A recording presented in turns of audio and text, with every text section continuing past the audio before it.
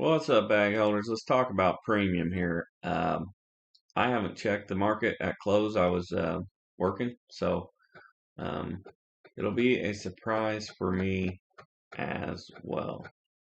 So, options we had expire today. Damn, they're gone. All right, so let's see.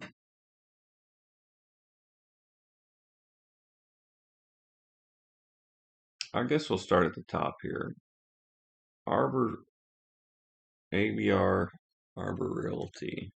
You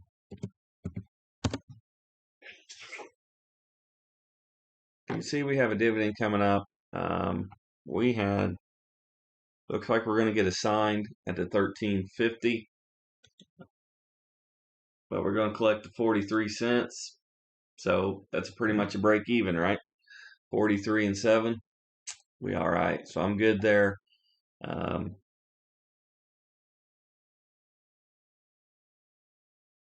It says I have the shares. What the heck happened? Let's sell, sell, sell, sell, sell. All right. So 13.50.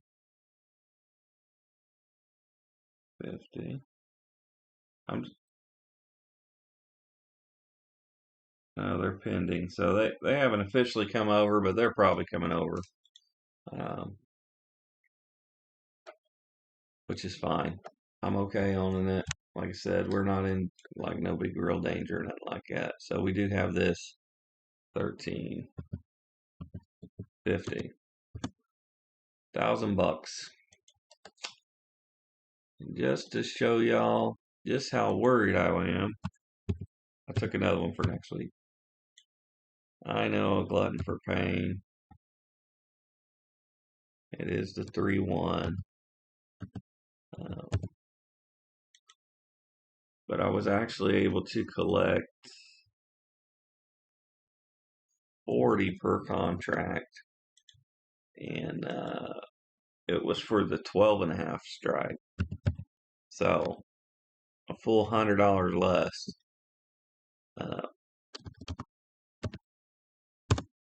So as the stock moves down, I collect more, and that is the self-healing mechanism. And I learned that phrase from the latest book I read called CLO Investing. That's something that I'm wanting to stay sharp on the debt market, but it's true. Obviously, loans have that as people pay back their loans every month, but dividend stocks have that as well. As dividends roll in, it allows you to buy as your assets get repriced, and then it lowers your cost basis, or you take the money out in cash, and it lowers your risk because you receive part of your investment back, right? Same thing with the premium here. And now I like to double do it, so I'll get the premium and the dividend. So highest chance of odds for success, in my opinion, for this strategy. And it's just fun, man. It's just fun. MPW. See, none of these have hit my alerts yet because they're still settling them out. But it looks like we had MPW, so we'll check that. And then we had the 350.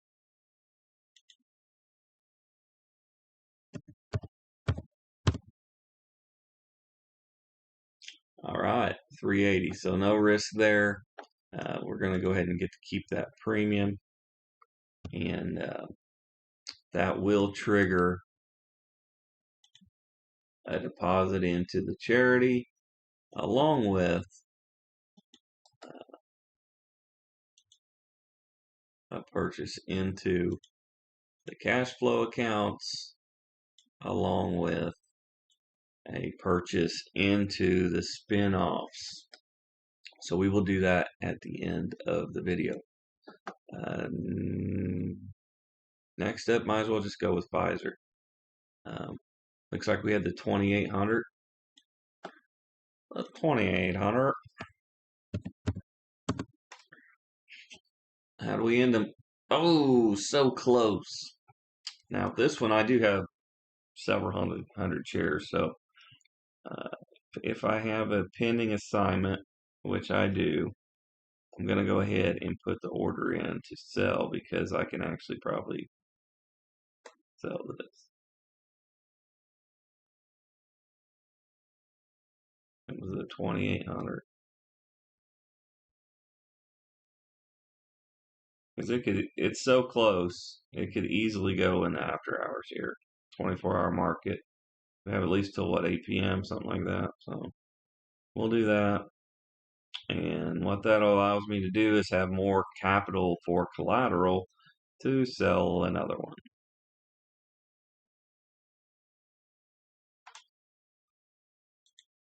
So as you can see, that's my 3-strike rule. And when I looked at it today, trying to decide, kind of like, what am I going to freaking sell for next week?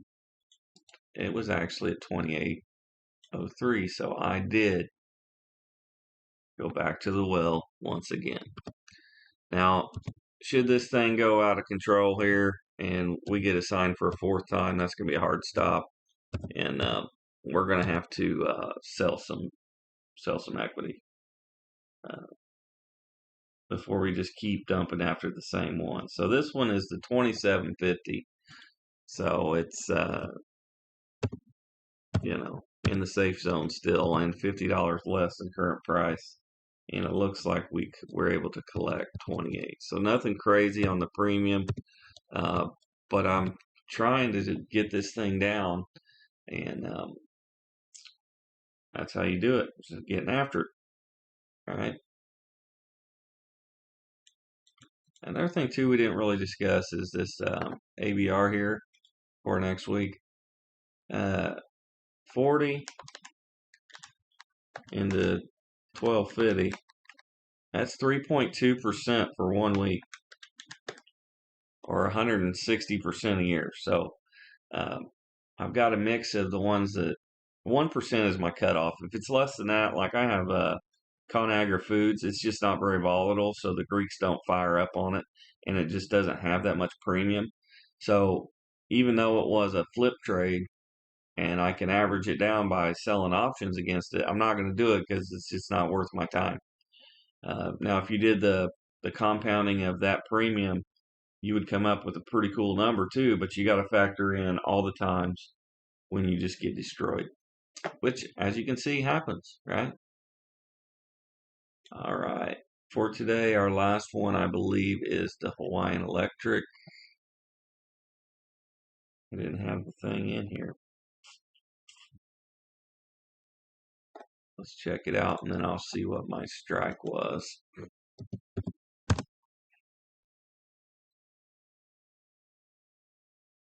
I think we got assigned. We did. It was the 1300. 1300. No big deal. This is our only assignment on this position, as you can see. After all of this premium we've collected, just using this one contract example here. My mouse is broken. I need to put that on my list. We've collected 428, and we just had to put out 1300. So pretty awesome returns. And I did go ahead and take another one for next week. I know it might look like I'm going a little crazy here, but got pretty good momentum, and I've got a good idea on where my risk tolerance is. Also, keep in mind I got to pay for the short, so we might have a week or two that go where I don't sell too many. Try to sell one every week, but there might be even weeks I can't sell any, just waiting for the stuff to catch up if the market goes the way I think it's going to go. And of course, nobody knows, but you can see here another 50 cents down. This 50 cents is different than the 50 cents for Pfizer, because as a percent basis, 50 cents here out of 2,800 is only 1.7% return difference. But this 50 is 3.8%. So I hope you can see that is a huge difference. Also, the returns are much better too, right? So it should be almost a 2. I had it going for 2. Yeah, it was a 1.76 times 50 weeks is at 88. Pretty good. Nice in the pocket. We're building momentum there as well. This one not paying a dividend currently, I don't believe. We got pulled up. We can check. Yeah, but it's stabilizing, and this is an option seller's dream here. So if you look at the RSI, you might have had a chance here, but as a flip trade, it would go all this time, and your money would just be stuck in here. If you don't sell for a loss like me, like if you just take your lumps, then whatever, that's on you. But I'm not a loser, okay? Never say die. Burn the ships when you get to the beach. Nobody's going home. That's my approach. But while it's going sideways, we've sold tons of premium, man. So the cost basis, even though we're still far off because of the cliff, is really catching up. And it's not stored within the actual equity, right? That's one thing you have to understand as well. The cost basis is coming down, but we're actually, as the options premiums expire, we collect that in cash, right? So we don't even have to buy more of this stock. We could buy something else or go on vacation or whatever, right? Only other one we still got rolling, I think, is good old Ebix in bankruptcy on the OTC market now. And you can see it's just chilling. And I'm not worried about it at all. Probably a fair chance it goes to 0. I don't think so, but if it does, it does. It was fun. And we'll factor that into the losses if that happens. And we'll be able to track it here on the one contract example. The biggest risk people I see is that they go put too much of their portfolio in one week and then, they get assigned, right? And then the stock crashes like Pfizer or Hawaiian Electric or whatever, and then they're just stuck and they're collecting some kind of like $32 dividend or something, So that's where the it's always smart to start with the flips because you can do it on a small scale. That's why the public account is set up that way. And then as you get more money, you can transition into the swings because your capital will be tied up for a longer period of time. But you could also do that based on lifestyle because you don't have to check it as often, right? Am I missing one?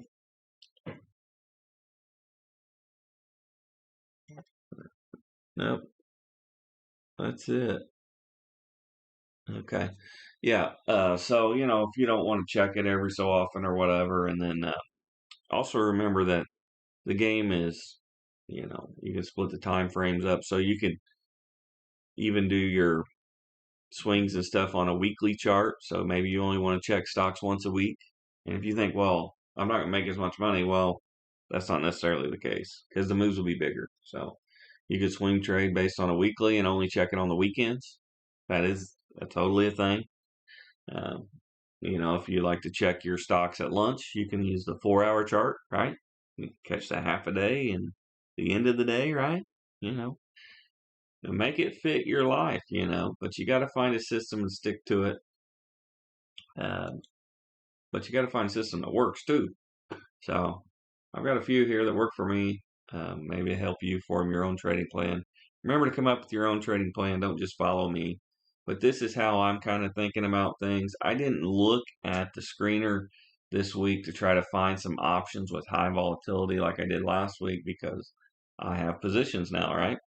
And that reminds me, we have some more transactions to do.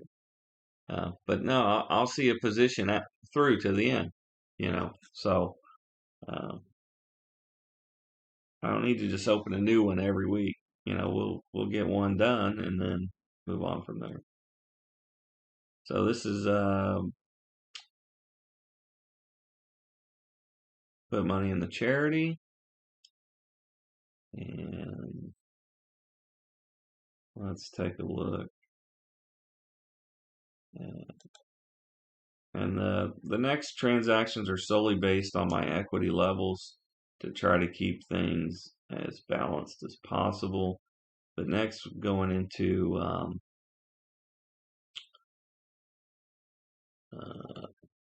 income. So for income, we're just really looking at yield.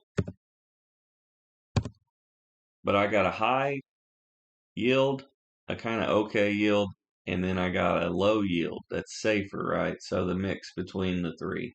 So I want to keep them as close as possible for exposure level. You can remember we were buying this at a 14 at some points.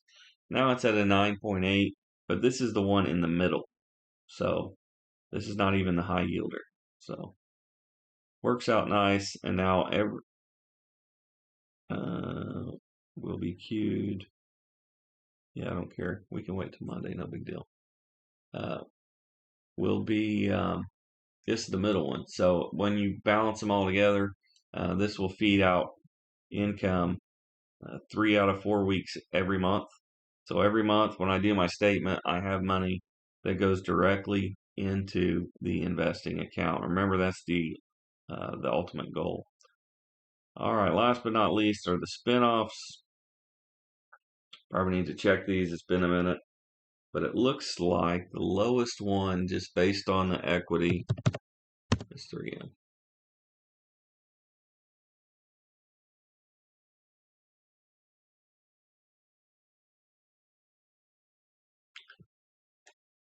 It cliffed. We were way up on it.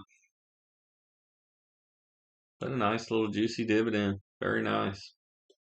Yeah, and so this is not based off of earnings or no crazy stuff like that. There's all kinds of accounting and EBITDA and all that stuff going on. My only criteria for this part of the show is it's got to pay a dividend, right? Because I already know based on press releases and public information that they're going to spend. Okay. Now, when they spend, as soon as I get those shares in my account, I'm selling this. Okay. I don't care what the price is. And ideally, they spin off a big chunk of it and the price goes down. And that's why I do this, is because that becomes a write off against my gains, even though I didn't lose any value in my account because the value would have been transferred to the new ticker symbol. So hopefully that makes sense. If not, go do your own research, get after it. I'm kind of an idiot anyways, but I appreciate y'all watching. Hopefully I'm helpful to you. Uh, if you're into options and you're selling some stuff, let me know down below what you're into. Give me a like if you like the option stuff. Let me know if it's confusing too. I mean, I don't know. Maybe it's not worth sharing, but I remember I got my mom kind of into it. We do them on Sundays, and you're good for the whole week. You don't have to look at the market the whole week. So I'm trying to provide different vantage points for tackling the market with a job, maintaining a lifestyle. Stock trading is not even a full-time thing. It's just not. I mean, I tried to make it a full-time thing. It's not. You can do it just a few minutes a day, and it can change your life. So that being said, I'm going to get off here and enjoy a Friday. I hope y'all do the same. We'll try again Monday. Peace out.